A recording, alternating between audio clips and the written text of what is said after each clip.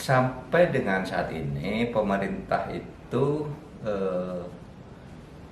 menganggap belum ada kasus KLB Partai Demokrat, ya, Kongres luar biasa. Karena kan kalau KLB mestinya ada pemberitahuan resmi sebagai KLB, pengurusnya siapa, sehingga yang ada di misalnya di Medan itu kita anggap ya sebagai temu kader yang itu tidak bisa dihalangi.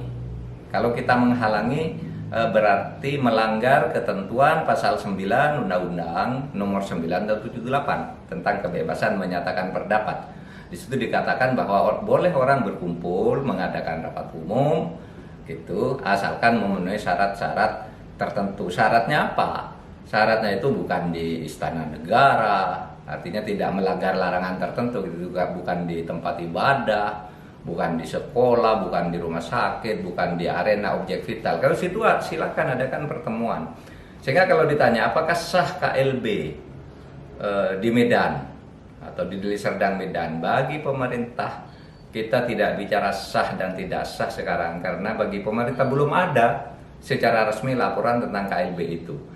Jadi tidak ada masalah hukum sekarang. Pengurusnya yang resmi di kantor pemerintah itu adalah AHY. Ya, AHY putra Susilo Bambang Yudhoyono. Nah, itu yang sampai sekarang ada. Nah, kalau terjadi perkembangan baru nanti, misalnya dari KLB, misalnya ya, atau orang yang misalnya dari kelompok yang menyatakan KLB di Deli Serdang itu lalu melapor, ini hasilnya baru pemerintah menilai apakah ini sah apa tidak, sesuai dengan undang-undang apa tidak, sesuai dengan ADART atau tidak, penyelenggaranya siapa, baru kita nilai nanti. Nanti pemerintah akan memutuskan, oh ini sah, ini tidak sah, dan seterusnya. Nah, nanti silahkan pemerintah akan berpedoman pada aturan-aturan itu. Jadi begini saudara, kalau ada masalah internal partai seperti itu, pemerintah memang dihadapkan pada serba sulit untuk bersikap. Ya, apakah ini akan dilarang apa tidak? Secara opini kita mendengar, oh ini tidak sah, ini sah dan sebagainya. Secara opini, tapi secara hukum kan tidak bisa. Kita lalu menyatakan ini sah tidak sah sebelum ada data dokumen di atas meja. Nah, oleh sebab itu ini juga terjadi dulu pada tahun 2002 Pak Motori Abdul Jalil misalnya mengambil alih PKB dari kelompoknya Gus Dur.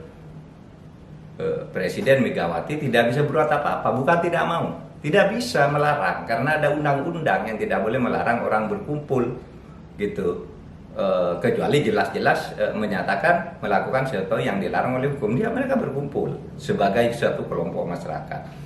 Sehingga pada waktu itu Bu Mega juga membiarkan Motori pegang PKB, tapi akhirnya di pengadilan kalah. Pada zaman Pak SBY sama, Pak SBY juga tidak melarang ketika misalnya ada dualisme PKB yang muncul ya di Parung dan di mana-mana di Ancol.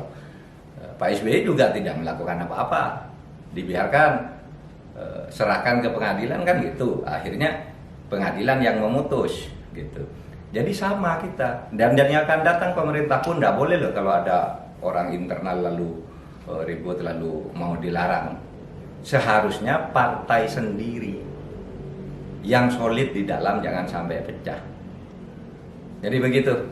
Terima kasih sudah nonton. Jangan lupa like, subscribe, dan share ya.